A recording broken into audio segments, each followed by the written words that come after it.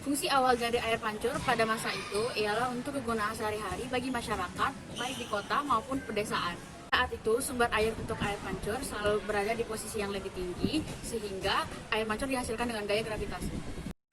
Apakah kalian percaya bahwa air mancur bisa mancur tanpa bantuan alat listrik? Dalam video ini, kita akan membahas bagaimana air mancur Heron atau Heron Fountain yang dapat mancur tanpa bantuan alat listrik. Air mancur Heron atau Heron Fountain adalah sebuah air mancur ajaib yang memancurkan air tanpa memerlukan sumber energi aktivasi listrik layaknya air mancur pada umumnya.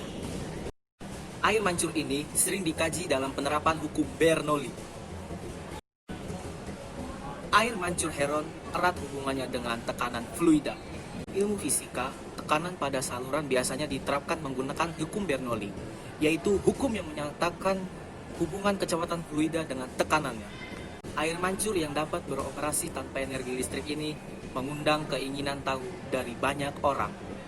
Oleh karena itu, dengan pengetahuan yang kami dapat pada hukum Bernoulli, kami mencoba mengkaji air mancur ini, yaitu air mancur Heron. Nah, selanjutnya saya akan menjelaskan pengertian dari hukum Bernoulli.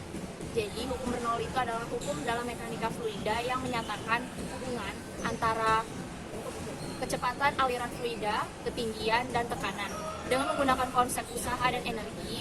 Sedangkan bunyi hukum Bernoulli itu adalah jumlah dari ketekanan, energi kinetik persatuan volume, dan energi potensial persatuan volume mempunyai nilai yang sama pada setiap trik sepanjang suatu garis lurus. Air mancur ini terdiri dari 3 bagian, yaitu wadah A di dalam yang terdapat sedotan yang memancurkan air. Kemudian terdapat wadah B dan C yang sebagiannya terisi air. Bagian-bagian yang dihubungkan oleh 2 sedotan, wadah A dihubungkan dengan bagian atas sedotan B dan dihubungkan dengan dasar wadah C melalui sedotan. Air mancur ini akan bekerja apabila diisi air melalui wadah A hingga air mengalir pada wadah C dan ketinggian air mencapai bagian bawah yang sedang menghubungi wadah A dan wadah B. Prinsip kerja air mancur Heron tetap pada konstruksinya. Pada awalnya tekanan pada wadah B, wadah C sama dengan tekanan atmosfer. Ketika wadah A diisi air, air mengalir ke wadah C yang berisi udara. Saat itulah terdapat tekanan tambahan pada wadah C yang tidak berkurang ke segala arah. Hal ini menyebabkan udara dengan jumlah tertentu pada wadah C dialirkan melalui selang ke wadah B dan menyebabkan air pada wadah B dipancurkan melalui selang yang menghubungi wadah B dengan wadah A. Pada saat ini terdorong di wadah B. Tekanan hidrostatis pada bagian atas wadah B masih sama dengan tekanan semula.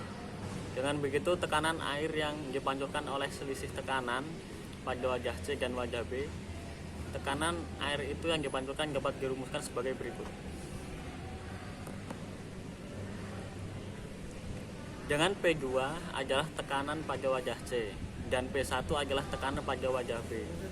Sedangkan H1 adalah jarak dari permukaan air pada wadah B ke ujung selang memancurkan air.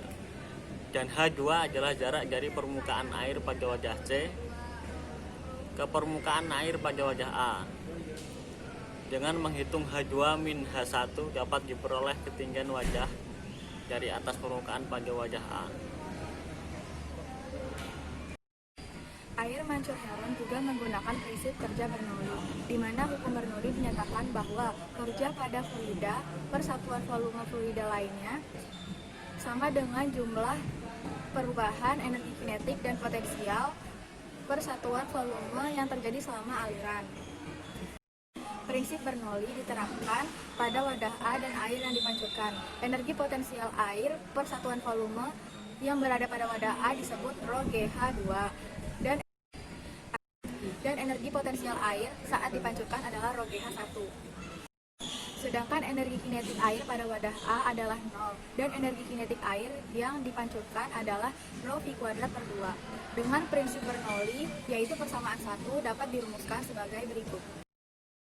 Dari persamaan tersebut dapat ditinjau bahwa air yang dipancurkan akan semakin cepat jika perbedaan tekanan fluida wadah B dan wadah C semakin besar. Semakin cepat pancuran air, maka semakin tinggi pancuran air tersebut dari ujung selang. Dengan begitu, untuk menimbulkan efek air mancur, diperlukan kecepatan air mancur yang tinggi agar air dipancurkan cukup tinggi. Dari persamaan 2 dan 3 dapat diperoleh kecepatan air yang dipancurkan dengan persamaan sebagai berikut.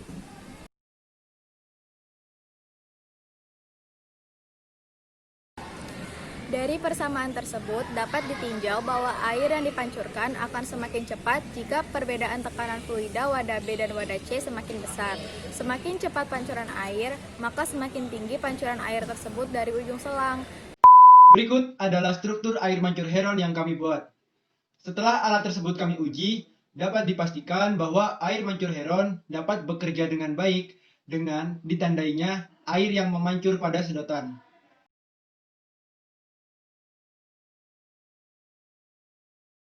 Kendati demikian, air mancur yang kami buat tidak begitu terlalu tinggi pancurannya sehingga tidak menimbulkan kesan bahwa air mancur dapat bekerja dengan deras. Hal ini terjadi dimungkinkan karena saluran sedotan terlalu lurus ke bawah tanpa adanya kelokan pada sedotan tersebut. Air yang mengalir melalui sedotan yang terlalu lurus tanpa adanya kelokan pada sedotan tersebut membutuhkan dorongan yang lebih kuat agar air dapat lebih cepat mengalir dari bawah ke struktur bagian atas air mancur tersebut. Dengan begitu, perbedaan tekanan fluida pada wadah harus diperbesar.